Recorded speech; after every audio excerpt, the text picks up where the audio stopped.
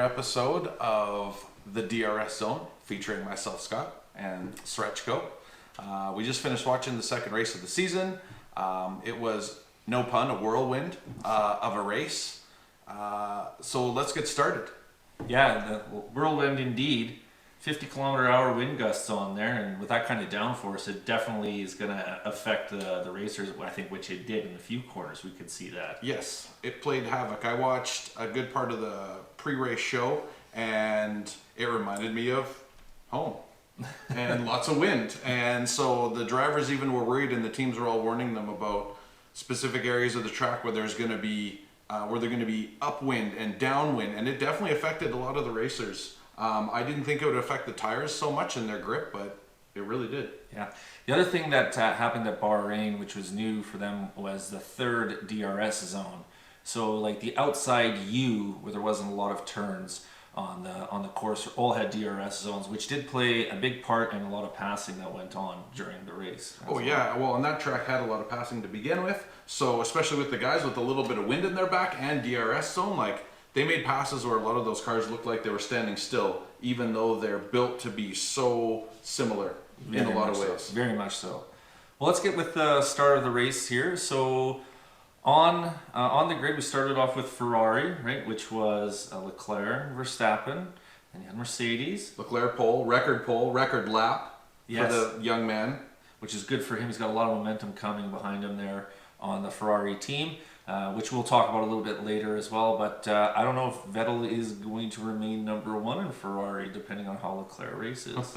Well, and at the start of the race, that's certainly how it looked. He didn't have a great launch. I think Vettel beat him into that first corner, followed by the Mercedes cars.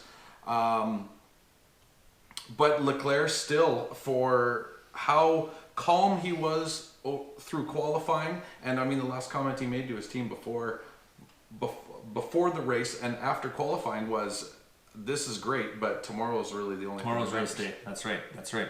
So in behind Ferrari is Mercedes, and in behind Mercedes we had Verstappen, Magnussen, Carlos Sainz, Kimi Räikkönen, Norris, and Ricciardo rounding up the top 10.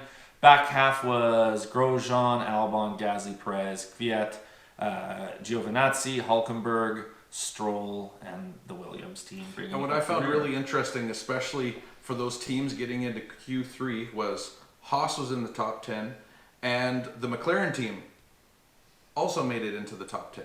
Yeah, which was nice to see. Now the surprise for me was Hülkenberg starting that far back, because he was way back, right? So he was like 16th. So for him, that's usually not. He's usually right in the middle of the pack, so he didn't have the best qualifying out there. Yeah, no, he didn't. They didn't make Q3 at all. Neither of the Renaults did. No. Well, no. Yesterday, Ricciardo made 10. He made Q3. Oh, okay. No, he didn't, because he got bumped from the penalty, right? Because I think it was Grosjean, right? Because he had a penalty, so he ended up in 11th. So Ricciardo got bumped into 10th. Okay. Right. Okay. Cool. So let's go to the start of the race. And Leclerc did not warm up his tires enough on that formation lap. Yeah, no. And maybe it wasn't anything to do with warming up the tires. Maybe it was had to do with they picked up a little bit of sand from all of that was being blown around at the start, even during that practice lap. That might have had a lot to do with it too. Well, yeah, it definitely played a part throughout the race. 100%. It's dusty, and that course is known to be hard on tires as well. So there's... Yes. There was quite a bit that was going on there that the teams had to keep in mind. But jumping out of the gate, Vettel has a great start. Yes. Right into first. Leclerc drops 2 spots off the start. Hülkenberg moves up 6, which, he should be in the middle of the pack. Norris goes down 5. Grosjean does not do well. Poor Romain Grosjean. He gets touched by Stroll. And Stroll starts going off like the 4th of July. He's got fireworks coming out at the back of his car. Yeah, like a large amount of sparks. Yeah. A little more spark than normal, at least for F1. It looked like he had a grinder on the asphalt just shooting out and just blasting guys in behind him. Leclerc quickly recovers, and Hamilton also passes Bottas in lap 2 as well. So you've got you've got Vettel, Leclerc, Hamilton, and then Bottas in behind. But they're all kind of in the beginning. They're all kind of duking it out a bit. More stuff happened in the back of the pack with Stroll and that kind of stuff, which did play out a little more drama later on into the race as well.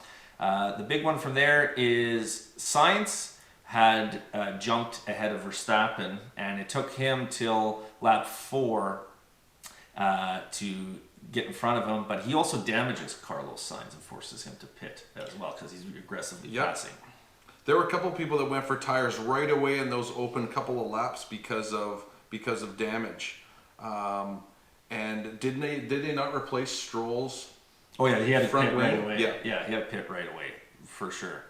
So later on after that, the race is still. It doesn't settle out that quick. Like there's still a lot of passing going on, which is excellent to see, right? Before the group starts stretching out a bit. Leclerc passes Vettel on lap 6, and they are actually battling each other.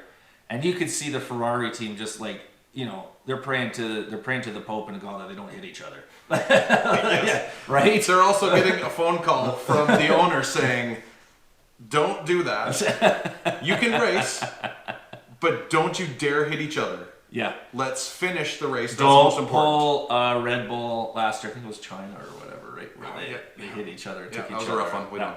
That was a very, very rough one. The tire wear in the beginning was excessive. It was quite fast. And a lot of teams qualified on that soft tire, so that's what they started on. Mm-hmm. And then immediately, within the first 10 or 12 laps, you see teams starting to come in. Because as they talk about the degradation of those tires, because that sand that was blowing across the track is affecting all the cars in the corners. And it was a little slippery out there for the drivers.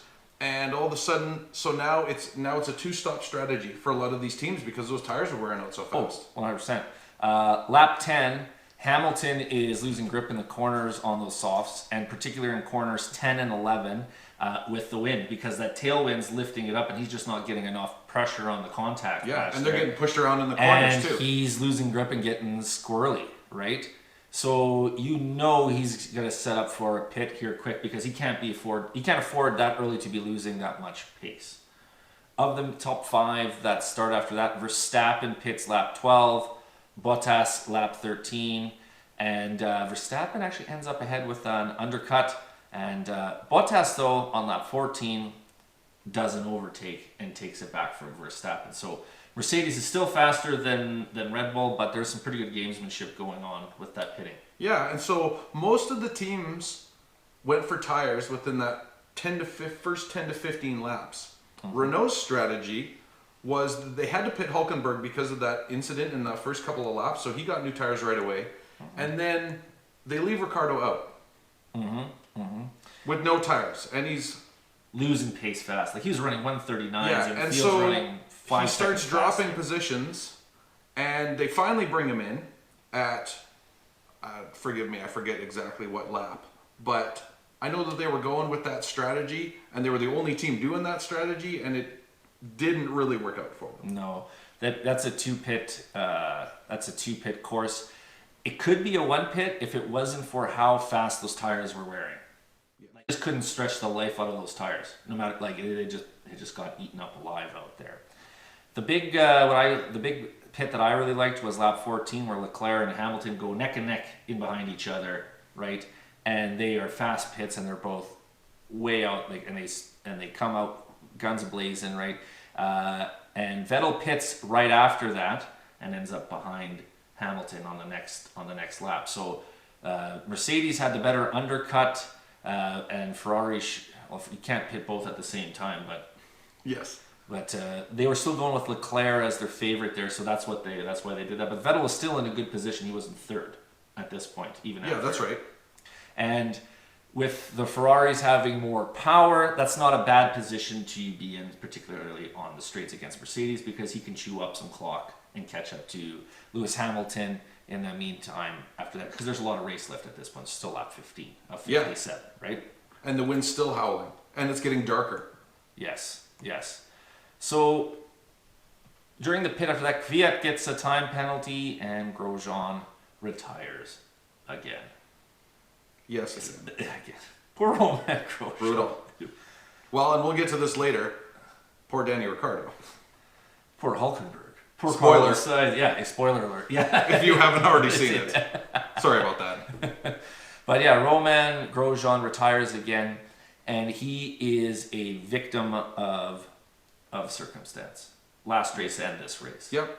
Victim of that cross-threaded bolt on that I think it was left front in Australia, and again, out of his control, retires again. Yep. And out of control retiring is a horrible way for those drivers to go. But at the end of the day, there's nothing that can be done, and that's that. And so after that, again, now we're getting into the lap 20-ish. I think it was lap 20. Hamilton kind of goes off wide a little Yes. bit, and it's in one of those corners where the wind had a large effect on that car, Pile and of it pushed dirt. him right out past the bumpers. And I mean, Well, he was over the edge. Like he didn't have any tires on the track. and maybe you get a couple more feet out, and you do the old 180 in the car, and that's right before the huge long straight. And that's massive amounts of seconds he would have lost. He on that lap 20, Hamilton loses a second. He loses a second on Leclerc, and Vettel catches up to him. And so Leclerc is still pacing out everyone. He's not doing what Bottas did last race, but he's still Great pace. out in the lead. Yes. Yeah. He's managing the tires well. He's managing the lead well. Everything.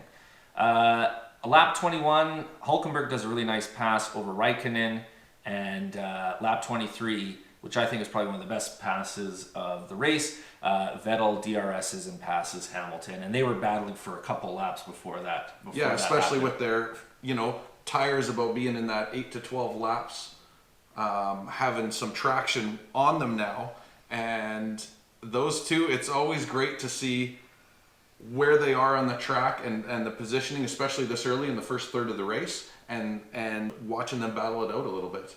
Also, while trying not to hit each other. In that pass, I believe, is where Hamilton came real close to ripping off the front of his wing, and he would have had to go in, and that would have not resulted in the same end result of the race had he done that. Oh yeah. Right? Watching Ricciardo's front, and Hamilton is damn lucky he didn't destroy his front wing right there, because those things are so fragile. It blows my mind how Ricciardo's disintegrated last race, and this race had a few examples of how close guys came to ripping those off, and I just really hope they are not more careful, because I know it's on the side of racing, but like there's so many close calls where one little bump like that in those cars, the way that they're moving and how the speed that they're cornering, it disintegrated. And now it's an instant lap. It's an instant pit, and all right, now you're figuring where you're gonna come back out after. Yeah, and you lose all your downforce. You can't corner with the down. Like you got to go in. Yeah. Like there's no. You lose all said momentum. Oh, easy. And downforce. Yeah. Verstappen later on lap 33 does a second pit and only loses 2 spots and quickly passes Raikkonen back into 6th. We ended up only losing 1 spot on a second pit, which I thought was pretty well timed by Red Bull. Yeah, they had been watching that for a few laps, and so when they, again, with the 2 stops, so now he stopped twice with about 24 laps left, and he ran on those for the rest of the race. Yeah. Lap 35, we get a couple second pits going on. Hamilton pits lap 35 and Vettel pits lap 36, and Vettel and Ferrari throw down a time. 2.3 seconds on that pit. Well, and both in that gap of laps there for Hamilton and Bottas and Vettel and Leclerc pitting, they were all mid 2 second times in the pits, and that's for how close that race was. For everyone having the similar tire issues, that was huge because it put them all back where the teams wanted them to be, going with the game plan. What was really nicely done with Ferrari on that pit with Vettel, they snuck ahead of Hamilton. Yes, that was well played. Extremely well played. Leclerc pits lap 37 and just 2.4 seconds. So Ferrari's pit team, kudos to you. You guys cranked out some times today. Very well done. Very well done. It kept you competitive on that pit strategy. He keeps first because he was I think he was more than 15 seconds ahead at that point there. and Hamilton and Vettel are battling. They're in second and third, and they are battling. And we know the rivalry from these guys from last year, right? And it's great to see them fighting each other again. You know, it's one of those great narratives in F1 is the rivalry there and how aggressive they race, and because they all both have different styles too. But it's been quite good. I quite enjoy that rivalry, and Bahrain delivered again on it today. So here's the big thing that happens. Lap 38, Hamilton passes Vettel, and Vettel does not control his grip. Vettel spins. And I hate to say that's something that hasn't happened before, but it has happened before. And not only does he spin, it snowballs into wrecking, I believe they said the right rear. So now the car's flexing like this, and he gets back onto that straight, and what have I been saying? Disintegrates that front wing. Well, it just vibrates it off, and it just sucks underneath the car. Yeah, and done. Like, he didn't hit anything. It was just the vibration made it, just ripped it off the car. So now, all of a sudden, Vettel has to go into pit. It's like I said, now, like, it's mandatory pit no matter what to get that fixed. And it dropped him back, and he came out, I think he came out in 9th or 10th. He was just off. I mean, he worked his way back up a little bit from that. But again, that's another example of just that driver error where Vettel spins and it pushes him way back in the field, and we're in, the last third of the race. Oh, yeah. Vettel, that spin, last year they were battling, I think it was in Italy or Monza, and he spun on a corner too, and that literal spin cost him the championship, and this has the same echoes of that. Yeah, exactly the same. Yeah, because it was him battling Hamilton again, and I don't know if he's got issues controlling his adrenaline maybe in those situations, but one is like a black swan event.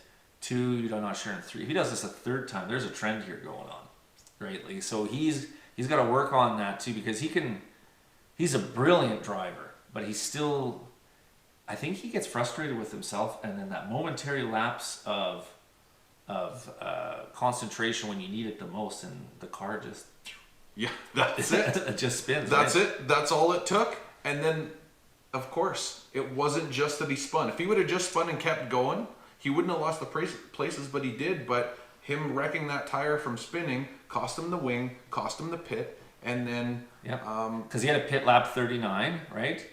I will say though, he did charge back because he dropped from third at that point, but second to third to 9th, right?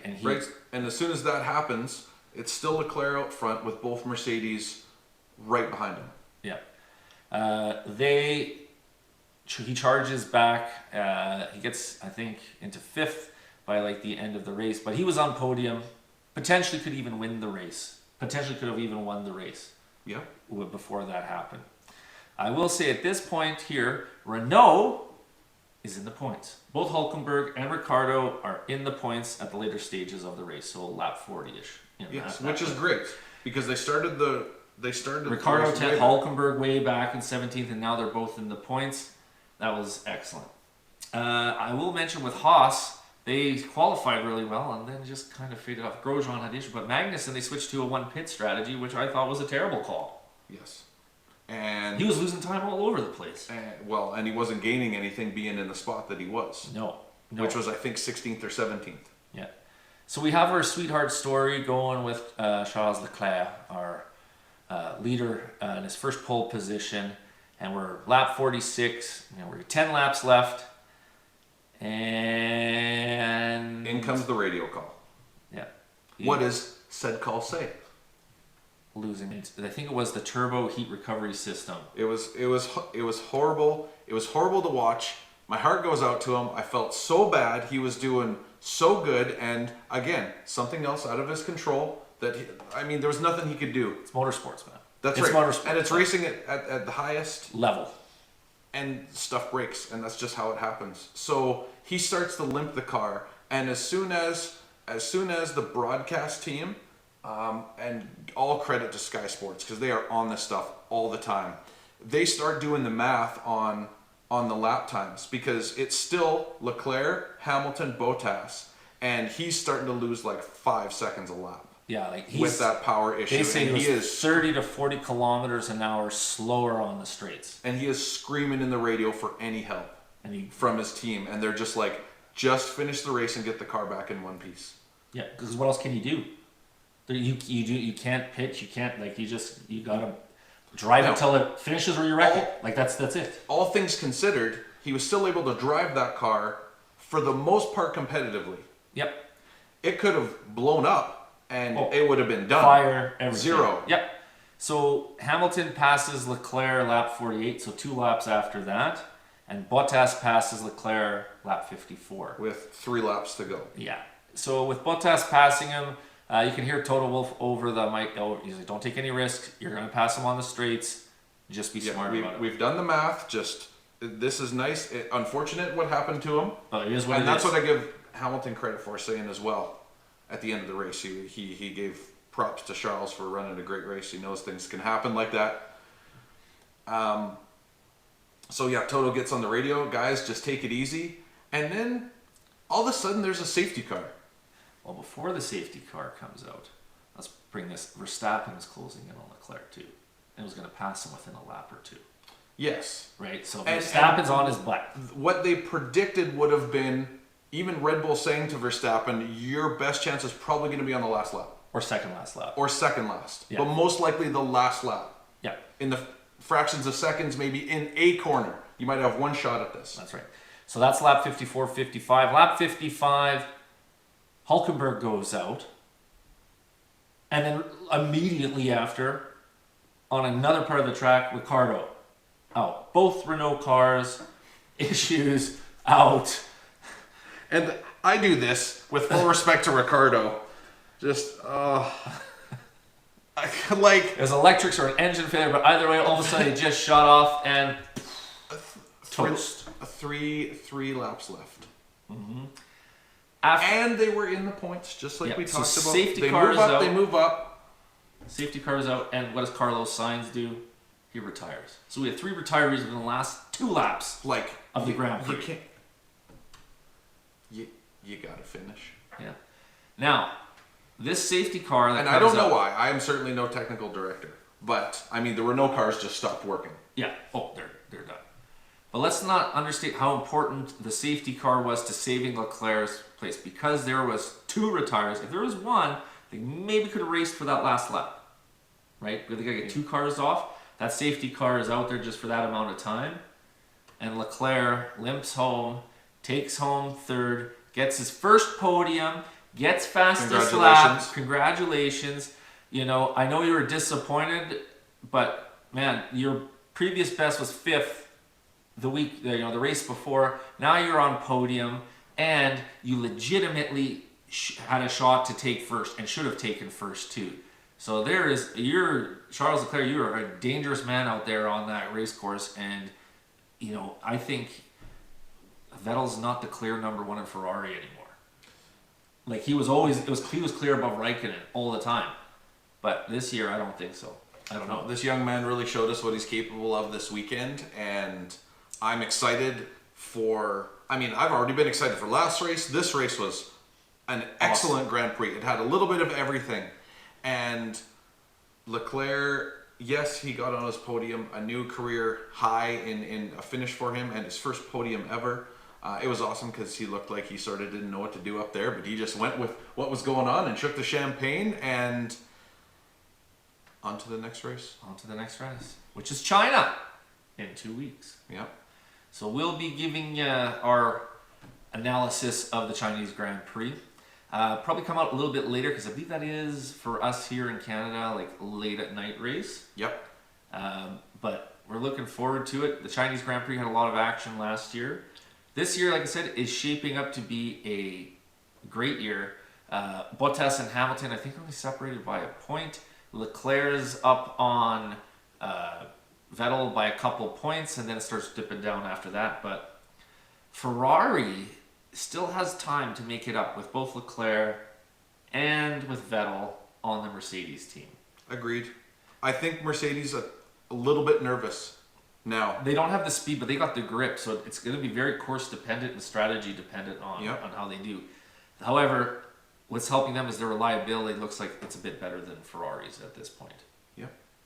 So, I would agree. not to make an Italian sports car joke involving Ferraris, but come on, boys.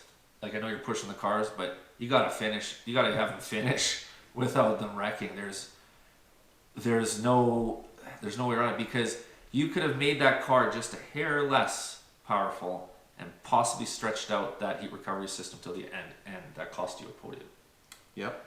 You know, one of my sayings that I go back with, I'm a farmer, is pigs get fat, hogs get slaughtered, man. A little too greedy on that one, and it cost Leclerc.